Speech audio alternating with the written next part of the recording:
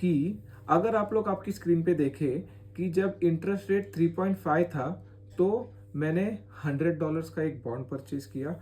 वो $100 के बॉन्ड को मैंने प्लेज किया। जय श्री राम दोस्तों, इस नई वीडियो में आप सभी लोगों का स्वागत है। इस वीडियो को शुरू करने से पहले चलिए देखते हैं कि पिछली वीडियो में हम लोगों ने क्या कहा था। पिछली वीडियो में हम लोगों ने कहा था कि कैसे यूएस डॉलर का प्राइस ऊपर जा रहा है एंड हमारा मार्केट नीचे आ रहा है। एंड उसकी पिछली वीडियो में हम लोगों ने कहा था कि कैसे यूएस गवर्नमेंट के 10 ईयर बॉन्ड यील्ड ऊपर जा रहे हैं एंड हमारा मार्केट नीचे आ रहा है। तो आप में से जिन लोगों ने वो वीडियोस नहीं देखे हैं, प्लीज जाके देख लीजिए। मतलब ये वीडियो आपको समझने में थोड़ी आसानी होगी। एंड जिन लोगों ने वीडियो देख लिया है, तो चलिए उनके लिए वीडियो शुरू करते हैं। इस वीडियो में हम लोग एक बहुत ही इंपॉर्टेंट टॉपिक डिस्कस करेंगे एंड वो है एफआईआई सेलिंग। बट वीडियो शुरू करने से पहले एक डिस्क्लेमर कि वीडियो थोड़ी लंबी हो सकती है क्योंकि इसमें एक्सप्लेन बहुत ही ज़्यादा करने वाला हूँ मैं। तो प्लीज़ थोड़ा सा टाइम निकालिए एंड फुर्सत में वीडियो को देखिए। बट वीडियो बहुत ही ज़्यादा इंफॉर्मेटिव होगी। तो जैसे कि मैंने कहा आप लोगों को कि हम लोग इस वीडियो में डिस्कस करेंगे एफआईआई सेलिंग के बारे में। बट ये एफआईआई होते क्या है? आई नो आप में से बहुत सारे लोगों को पता है, बट जिनको नहीं पता है उनके लिए मैं बताता हूँ कि FII means foreign institutional investor. मतलब क्या कि जो फॉरेन की बड़ी बड़ी कंपनीज होती है जो इंडियन मार्केट में इन्वेस्ट करती है अपने पैसे, उनको कहा जाता है एफआईआई। अभी ये एफआईआई हमारे मार्केट को एक डायरेक्शन देने में हेल्प करते हैं क्योंकि ये बहुत ही ज़्यादा पैसा हमारे मार्केट में इन्वेस्ट करते हैं। बट पिछले एक साल से अगर हम लोग देखें तो एफआईआईज ने जो है वो बहुत ही ज़्यादा अपने जो शेयर्स है वो बेचे हैं जो उन्होंने खरीदे थे। एंड उन्होंने ऑलमोस्ट 96,000 करोड़ वर्थ के शेयर जो है वो बेचे हैं। आई नो थोड़ी सी ज़्यादा बड़ी अमाउंट है, बट वो लोग इतने ही वॉल्यूम में बाय एंड सेल करते हैं अपने शेयर्स को।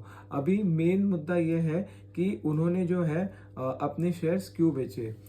ये समझने के लिए चलिए स्क्रीन पे चलते हैं। तो जैसे कि आप अपनी स्क्रीन पे देख सकते हो, ये जो है ये यूएस गवर्नमेंट का 10 ईयर बॉन्ड यील्ड का चार्ट है। एंड इस पे अगर आप देखोगे कि सितंबर के मंथ में जो है वो बॉन्ड यील्ड ऑलमोस्ट 3.6% के आसपास था।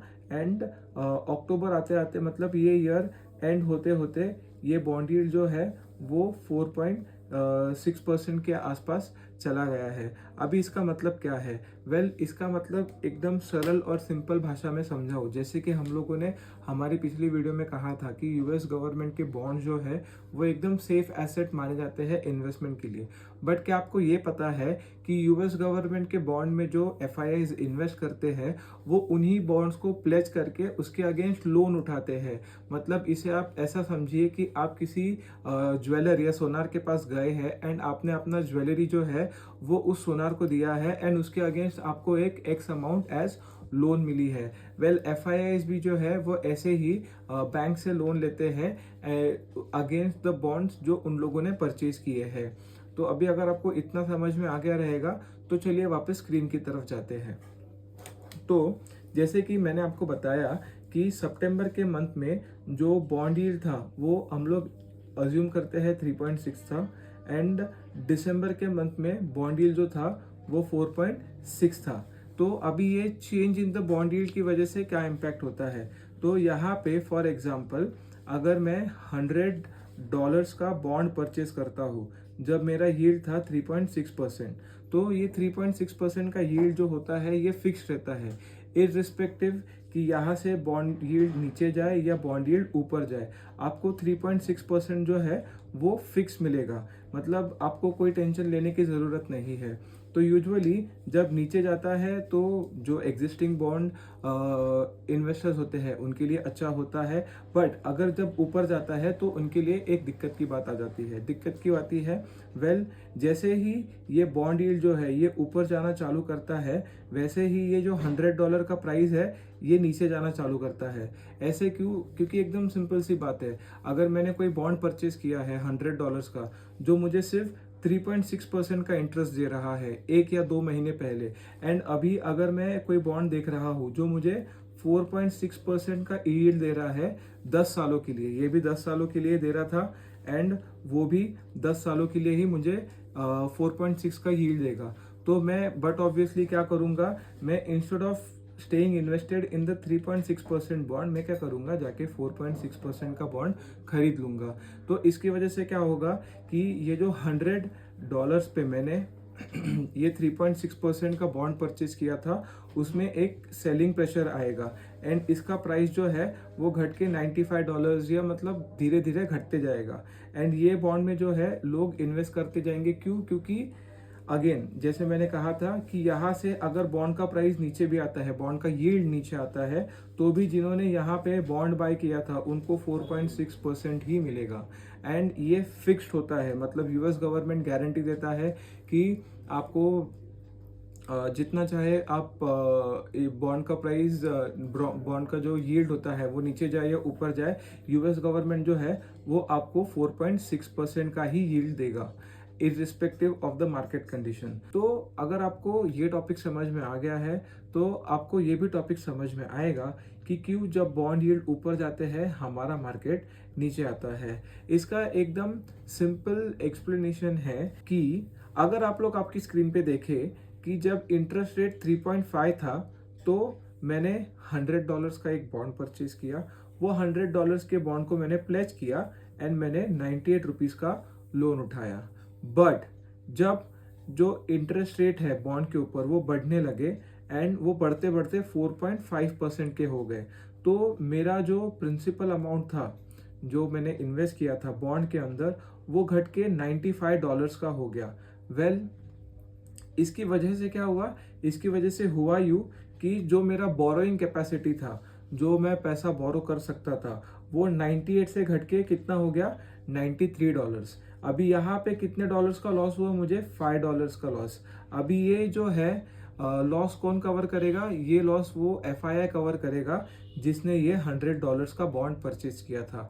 अब ये जो $5 का जो लॉस उसको हुआ है, इसको बेसिकली मार्जिन कॉल बोलते हैं। मार्जिन कॉल होता क्या है कि आप बोरोड किए हुए पैसों पे कोई स्टॉक या इन्वेस्टमेंट करते हो एंड जैसे आपका इन्वेस्टमेंट का प्रिंसिपल वैल्यू कम होता है तो एक डिफरेंस आ जाता है एंड उस डिफरेंस को आपका जो ब्रोकर होता है वो कहता है कि भाई ये डिफरेंस आप पे करो, अगर आप डिफरेंस पे नहीं करोगे तो हम आपका सौदा जो है वो काट देंगे। यहाँ पे भी FII के केस में सेम होता है। यहाँ पे क्या होता है कि ये जो $5 का डिफरेंस है जो आया है मार्केट में, जो बॉन्ड प्राइस है, यील्ड है, उसके गिरने की वजह से ये $5 का जो डिफरेंस है वो FII पे करते हैं अपनी जो दूसरी इन्वेस्टमेंट्स है उनको बेच के।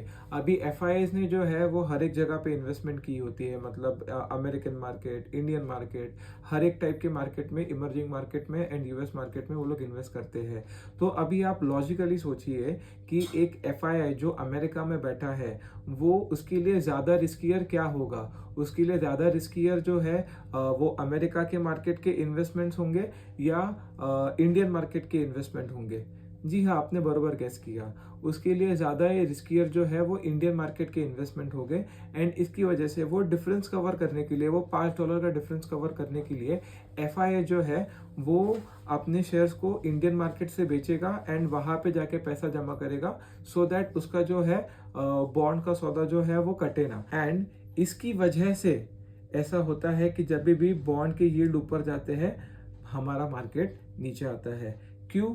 एक छोटा सा रिकैप कर लेते हैं। क्योंकि यहाँ पे जो बॉन्ड्स हम लोग परचेस करते हैं उनका वैल्यू जो है वो नीचे जाता है एंड जो न्यू बॉन्ड्स इशू होते हैं उनका वैल्यू बहुत ही ज़्यादा अट्रैक्टिव होता है।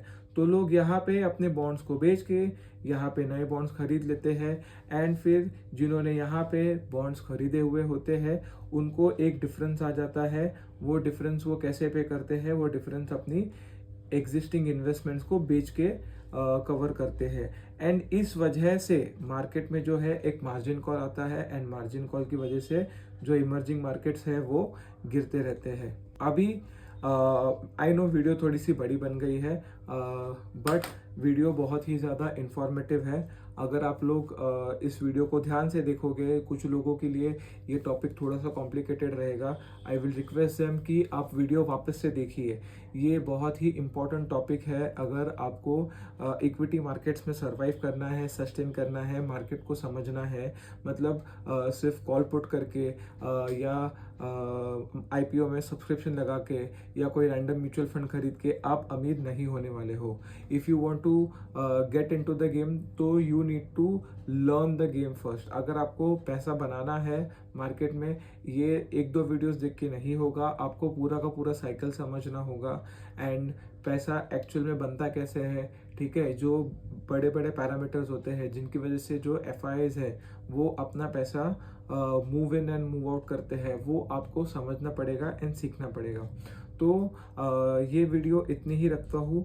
आई होप आप लोगों को वीडियो पसंद आई हो, आपके नॉलेज में कुछ वैल्यू ऐड हुई हो मेरी तरफ से। अगर हुआ है तो please give us a like and हमारे चैनल को सब्सक्राइब कीजिए, अपने फ्रेंड्स के साथ शेयर कीजिए। एंड ऐसी ही वीडियोस मैं ट्राई करते रहूँगा अपलोड करने के लिए। तो उसके लिए आप हमें अपने फ्रेंड्स के साथ ये चैनल को शेयर करके सपोर्ट कीजिए। आज के लिए इतना ही रखते हैं, मिलते हैं अगले वीडियो में, तब तक के लिए धन्यवाद।